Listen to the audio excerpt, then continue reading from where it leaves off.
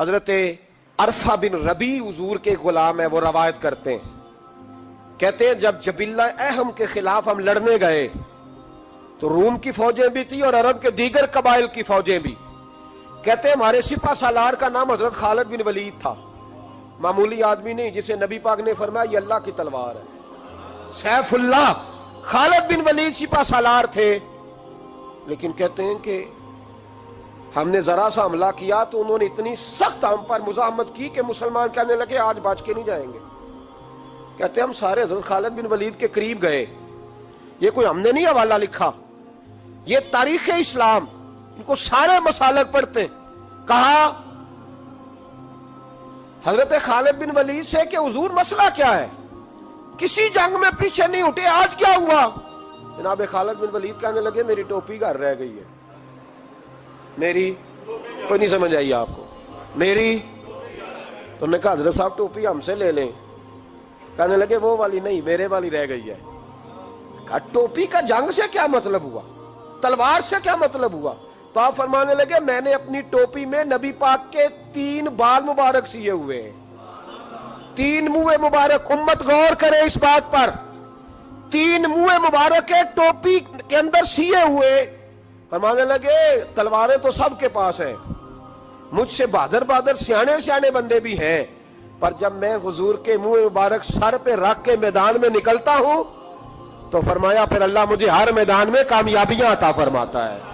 یہ نظریہ دیکھو، عقیدہ دیکھو، تبرک کی کوئی نہیں، برکت کی کوئی نہیں. کہاں بیٹھ کے دین پڑھا ہے؟ یا ہمیں سمجھا لو یا پھر ہم سے ایک کام ضرور کرو بھائی، ایک طرف تو آؤ نا. حضرت خالد بن ولید کہنے لگے ٹوپی رہ گئی ہے. صحابہ دلیری دینے لگے کچھ نہیں ہوتا، قربان جائیں. حضرت ابو عبادہ بن جراح کہتا ہے میں مدینے میں سویا ہوا تھا تو نبی پاک مجھے خواب میں ملے. حضور نے فرمایا میرے خالد کے گرد فوجیں چڑھ گئیں، تو یہاں سویا ہوا ہے، اٹھ پکڑ بندے چل پہنچ میدان میں. کہتے ہیں میں نے، حضرت ابو عبادہ بن جراح کہتے ہیں میں صبح اٹھتے ہی میں نے لشکر تیار کیے، گھوڑے دوڑائے، مدد کے لیے نکلے. جب ہم رستے میں جا رہے تھے تو ایک ہمیں نوجوان ملا گھوڑے پہ، سر پٹ گھوڑا دوڑا رہا ہے اور بڑی اس کی تیزی ہے. کہتے ہم نے آواز دی تو اس نے اور تیز کر دیا. حضرت خالد بن ولید کے میدان کے قریب پہنچ گیا. کہتے میں نے 2 سپاہی دوڑائے، میں نے جا کے کہا اسے روکو، کون ہے؟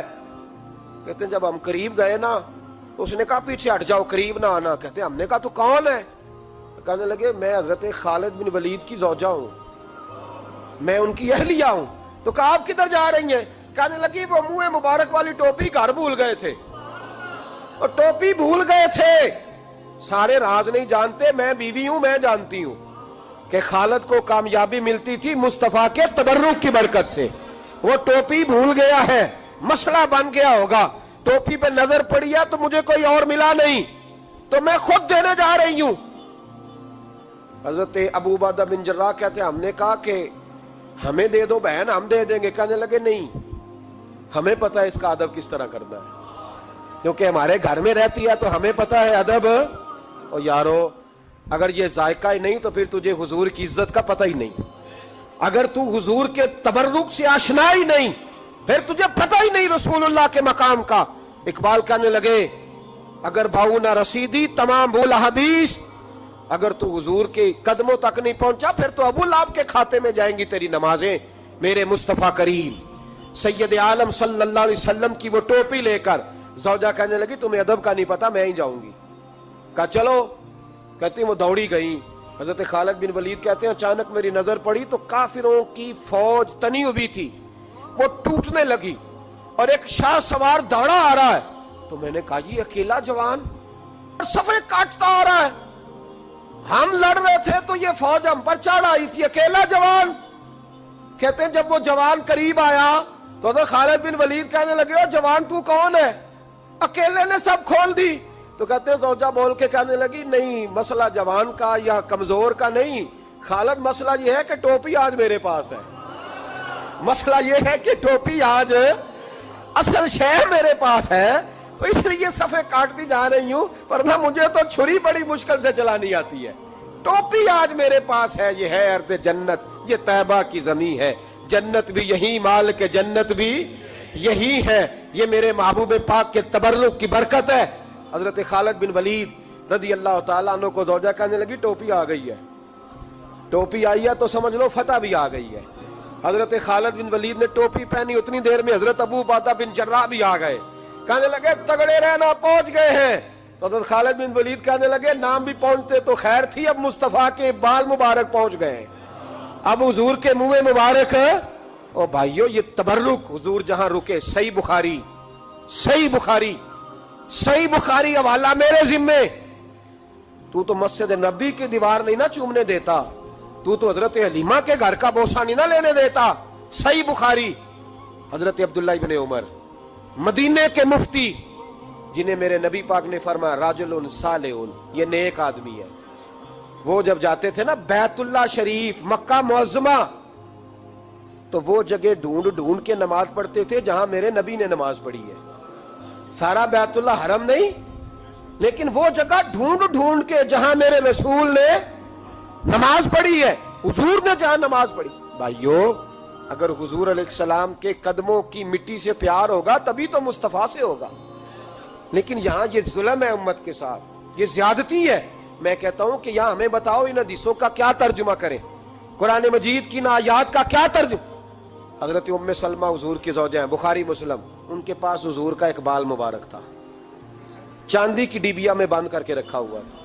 جو لا علاج مریض ہوتا وہ حضرت ام سلمہ کے پاس لایا جاتا، وہ کہتی پیالے میں تھوڑا پانی لاؤ، پیالے میں پانی آتا تو وہ منہ مبارک کو پیالے میں ذرا بھگو دیتی، کہتی لو پی لو، اللہ شفا عطا کر دے گا۔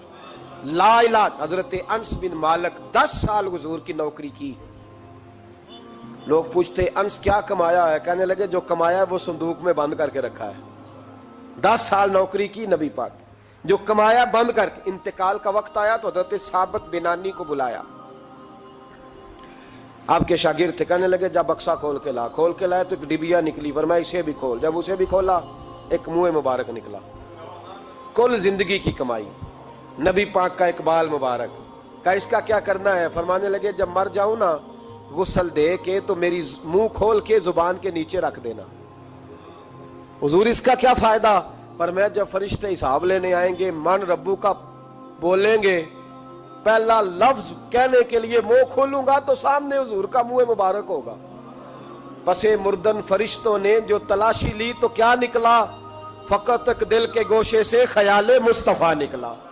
اور میرے اعلیٰ حضرت مشورہ دیتے ہیں، کہتے ہیں لحد میں عشق رخ شاہ کا